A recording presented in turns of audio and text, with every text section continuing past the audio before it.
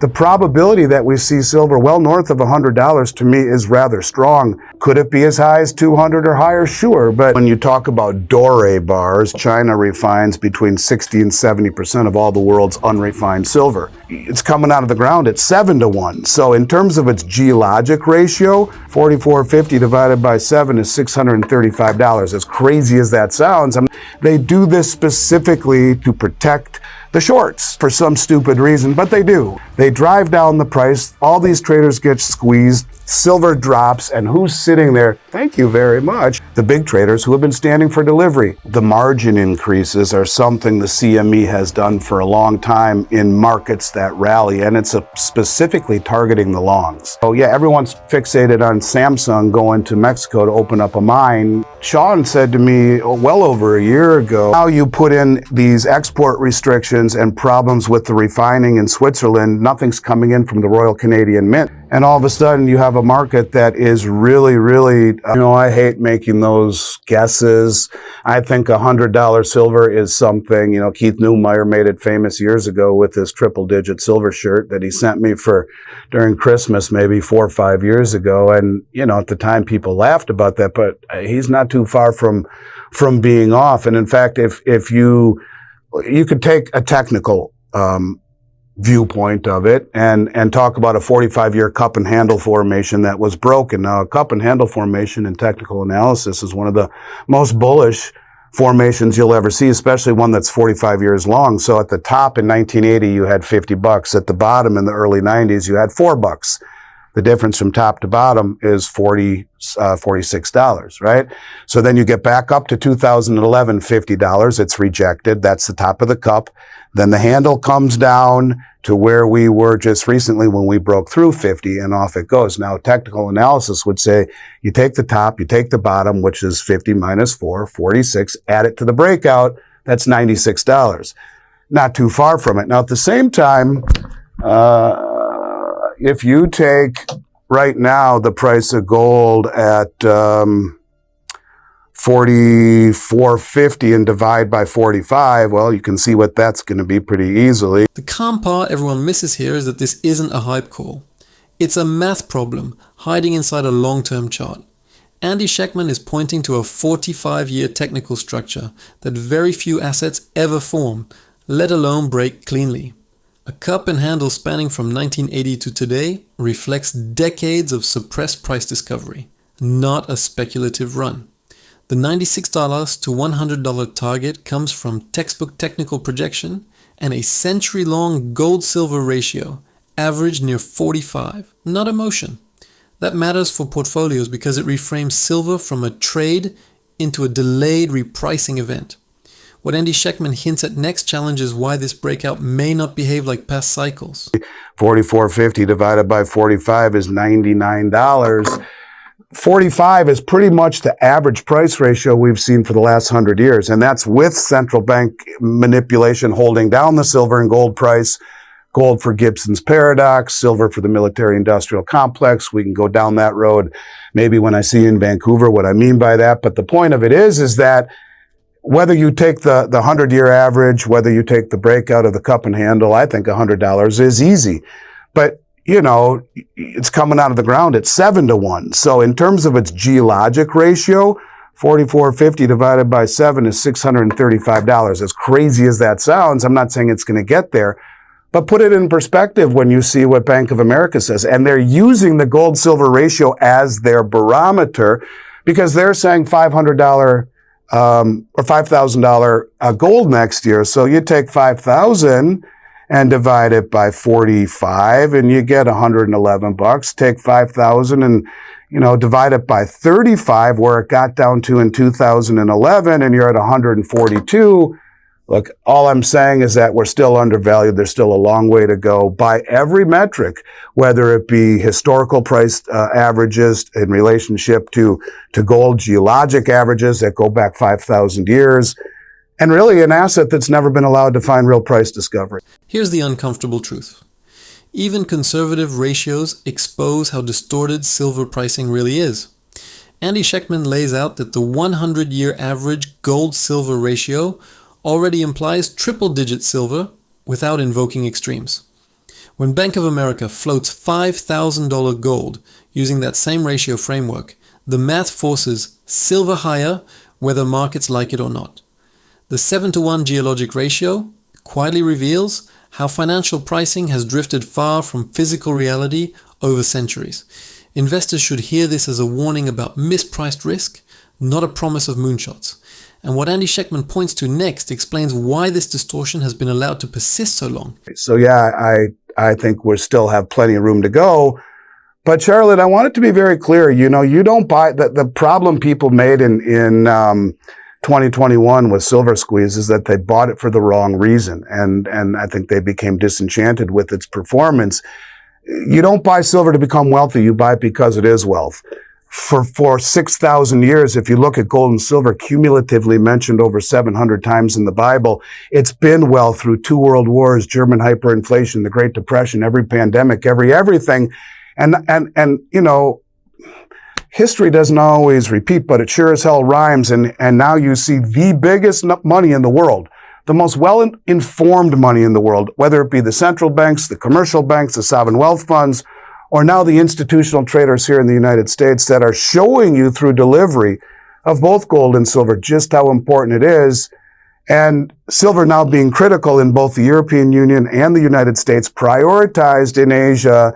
And if you watched any of the videos I've done with Judy Shelton, 2 of them, where she says Trump will back the back end of the Treasury market July 4th of 2026 with gold. She's written a book about this. She's all over the place saying this. She was his nominee for the Fed in 2016 and an advisor and on his transition team.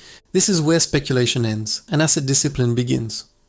Andy Schectman draws a sharp line between chasing price and holding monetary insurance, a distinction many ignored during the 2021 squeeze. Silver's role across hyperinflation, wars, and monetary resets isn't nostalgia. It's documented survival across 6,000 years. Institutional delivery data now confirms that central banks and sovereign funds treat metals as balance sheet protection, not lottery tickets.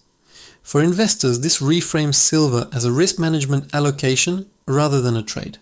And what Andy Schectman implies next is why policy signals matter more than price charts alone.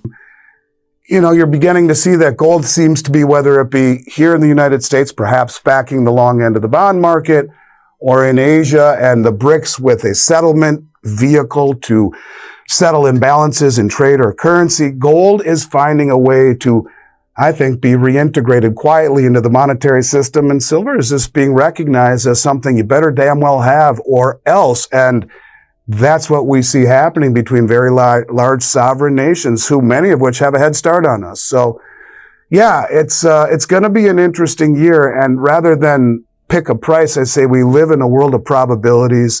The probability that we see silver well north of $100 to me is rather strong. Could it be as high as 200 or higher? Sure. But to say that would be a guess, and an optimistic guess. But look, if I would have told you last year that we would see silver at $80, you'd say, well, that's a pretty big statement, Andy. Yeah, sure it is. 150% gain in a year is pretty big. So rather than continue with that, I would just simply say higher than most people would actually probably think possible would be my answer. Well, yeah, I mean, when you talk about doré bars, China refines between 60 and 70% of all the world's unrefined silver. Much of it makes its way back out into the Western markets. What's quietly happening here isn't a bull market. It's a structural shift in settlement and reserves. Andy Schectman points to gold's re-entry into trade and bond mechanics, while silver becomes a strategic necessity, not an optional commodity. When sovereign nations with refining dominance control 60 to 70% of unrefined supply, pricing power migrates away from futures markets. Probability replaces prediction because this isn't sentiment-driven, it's balance sheet-driven. Investors should hear this as a signal of regime change, not volatility. And what Andy Schectman highlights next explains why Western markets may be reacting late to this shift. Now, there's a rumor that I haven't been able to substantiate that is saying that as of the last few days, same thing is happening in Switzerland, where they need to reevaluate things and are asking the importers or all of the refineries to apply for some sort of a export license that could take between 4 and 6 weeks. And in other words, you're talking the majority of all of when China refines the doré and much of it will go to Switzerland because the bars that China puts out really don't meet Western standards.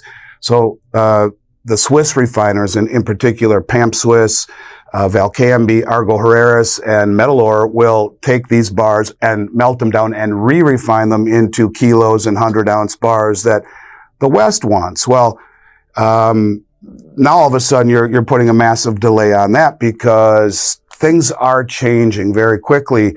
When the massive refining engine that is China stops or mitigates or really puts a wall up against exporting out into the market, you're starting to see the reverberations. And I'll tell you this, because of tariff threats, the 100-ounce bar and the kilo bar market in this country has become incredibly scarce with really high premiums because the threat of tariffs made it so that the large importers who bring these bars in were afraid to do so. The quiet part here is that a bureaucratic delay can function like a supply freeze without anyone announcing a ban.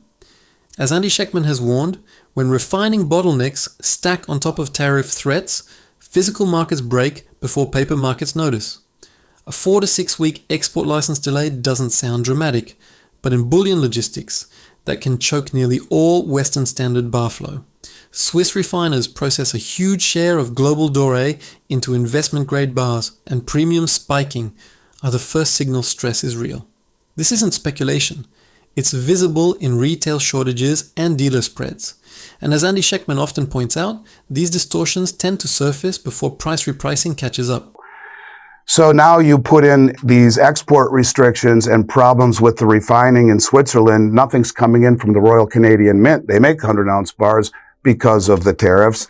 And all of a sudden you have a market that is really, really short on investment grade bars in North America, and it's getting worse. And this is without very little mainstream participation at all.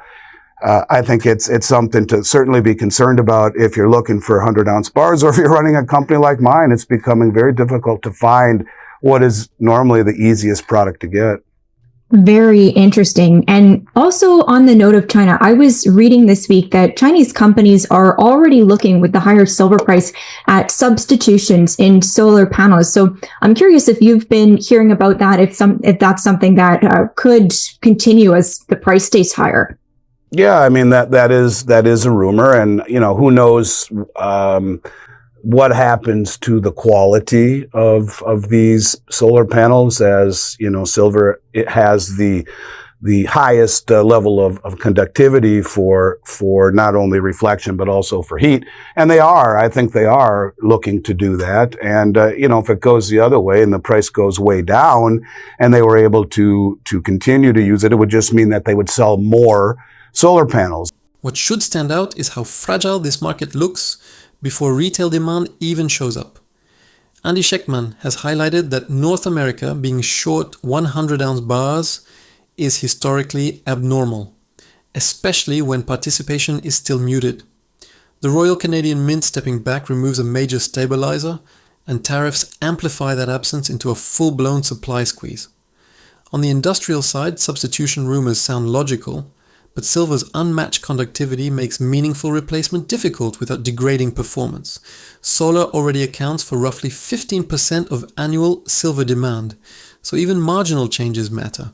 As Andy Schectman emphasizes, substitution talk often signals stress, not relief, in the underlying market. The more efficient that you are with price, the greater the volume. It could give solar panels to everyone. So it's an effect of the realization that silver is becoming critical on many levels, and not just in photovoltaic. It goes well into AI and digital and electronic and military applications, not to mention monetary. So yes, there is that rumor, but to me it doesn't really amount to too much. It's just, I guess, a indication of much higher prices, and maybe the they believe that prices are going to go much higher, and they better figure out a stopgap to be able to continue to produce them.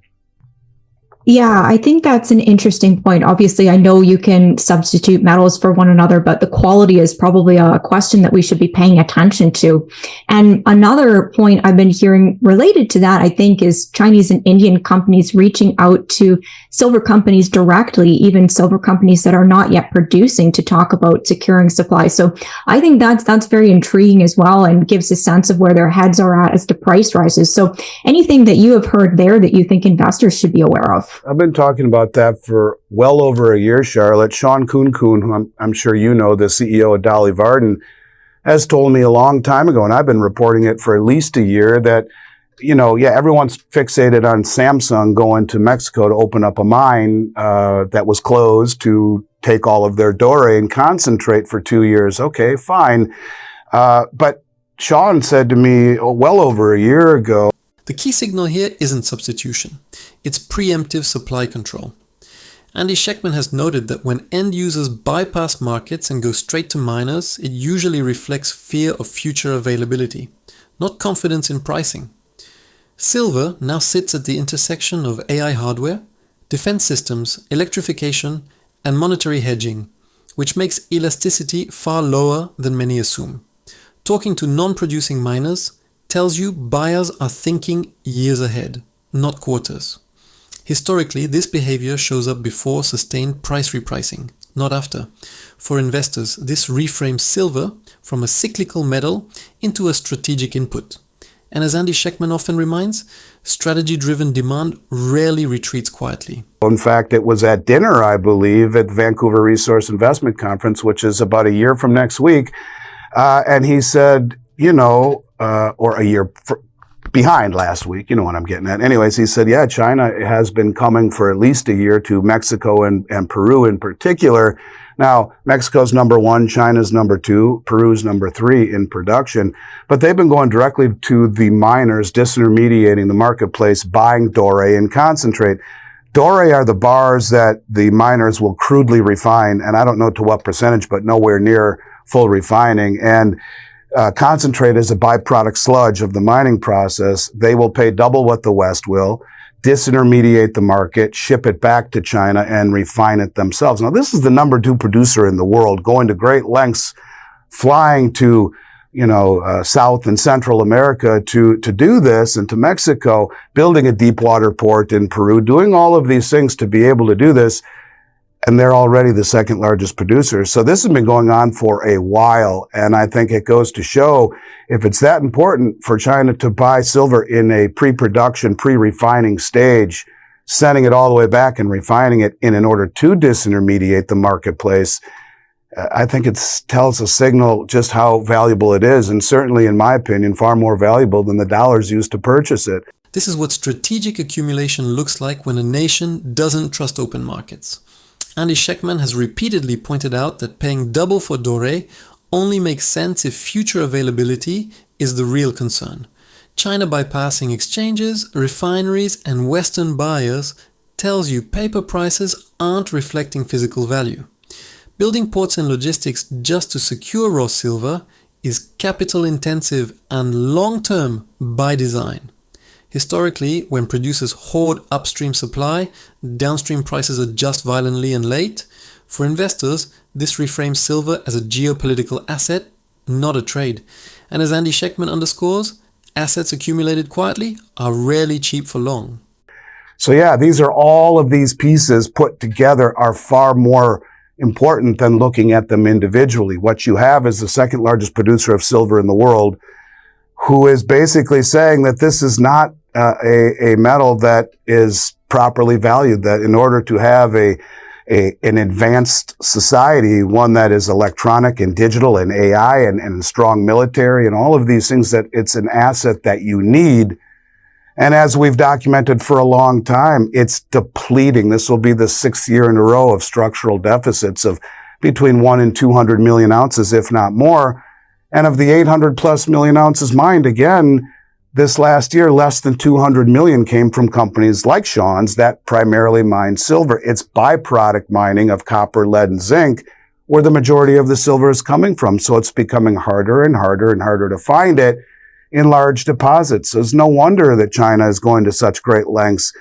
Samsung caught the headlines, which has been verified and validated a couple weeks ago, negotiating with a silver mine in China themselves. But yes, put it all together with being reclassified critical, export bans, and you can begin to see where this is leading if you take an objective assessment of it. The real warning here isn't demand. It's supply quality quietly collapsing beneath the headlines. As Andy Schectman points out, 6 consecutive years of structural silver deficits signal a market where price no longer reflects scarcity. Less than 25% of mined silver now comes from primary producers, meaning supply is hostage to base metal economics rather than silver demand itself. When China and firms like Samsung negotiate upstream, they're responding to depletion, not speculation. For investors, this shifts silver from cyclical commodity to strategic input risk. What comes next forces portfolio decisions most markets aren't pricing yet, as Andy Schectman has consistently cautioned. You know, you have to understand that the margin increases are something the CME has done for a long time in markets that rally, and it's specifically targeting the longs, specifically, which is kind of annoying. And so for people to understand what I mean by margin and margin increases, they did 2 margin increases in the last 2 or 3 weeks. The last one was the day after Christmas, on the 26th. And on Christmas Day and before, you would have needed roughly $21,000 in your margin account to cover one 5,000 ounce silver contract. Put silver at $70. You know, you're controlling an awful lot, $350,000 worth of silver you're controlling with the $21,000 margin account. Okay, so they said, well, on the day after Christmas, we've just bumped it up 30%. So now you have to have $27,000 in your margin account, and if you don't post that into the margin account immediately, why then they liquidate it? And so everyone, let's say someone's on leverage and had to, bought 30 contracts on leverage, have enough, money in their margin account, and now all of a sudden they have to have 30% more in there, so they have to sell a whole bunch of these contracts in order to cover their margin, and selling begets selling. As the price falls and margin is increased, all of these traders on leverage get squeezed. This isn't volatility control. It's leverage cleansing disguised as risk management. As Andy Schectman has explained, margin hikes after rallies disproportionately target long holders, forcing liquidation regardless of fundamentals. Controlling $350,000 of silver with $21,000 invites fragility, and a sudden 30% margin hike weaponizes that fragility. The timing, right after Christmas, maximizes forced selling while liquidity is thin. This mechanical pressure has nothing to do with supply or demand. And as Andy Schectman notes, these events often transfer contracts from weak hands to institutions prepared to stand firm. Now, this is classic. This is called shaking the bushes. The big traders love this. They see, not only do they have a book where everyone is positioned, they know that who should not be playing in that sandbox. Now let's take a step back for a second. When we see in the first few days, 30 million ounces of silver delivered in the first 6 days, 18 or 19 in the first 3 days, 60 plus million delivered in December. These are the institutional or central bank, sovereign wealth fund, Teslas, Samsungs, Sonys. These are people that aren't using leverage and not using margin. I'll make it an easy to understand way. If you are looking at a home or a neighborhood in a gated community where the homes are 30, 40, 50 million dollars, do you think those people care what mortgage rates are?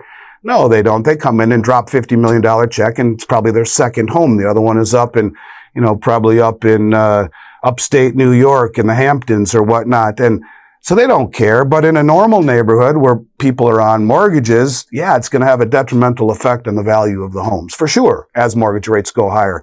Well, that's the same thing here. You get all of these traders who might be well-heeled, but not well-heeled enough to be playing in that sandbox, go in on leverage, taking advantage of the rising silver price, and then they jack up margins on a day after Christmas when most people are on vacation. This is where market power quietly shows itself. Andy Schectman has emphasized that delivery data, not futures prices, reveals who truly controls a market. 60 million ounces delivered in a single month points to sovereigns and corporates operating without leverage, unaffected by margin games. Retail traders feel the squeeze while deep-pocketed buyers quietly accumulate. This mirrors housing markets where rate hikes punish borrowers but not cash buyers. For long-term investors, the message is sobering. Paper volatility doesn't scare real capital. And as Andy Schectman warns, watching who takes delivery matters more than watching price candles. They do this specifically to protect the shorts and for some stupid reason, but they do. And okay, so they do.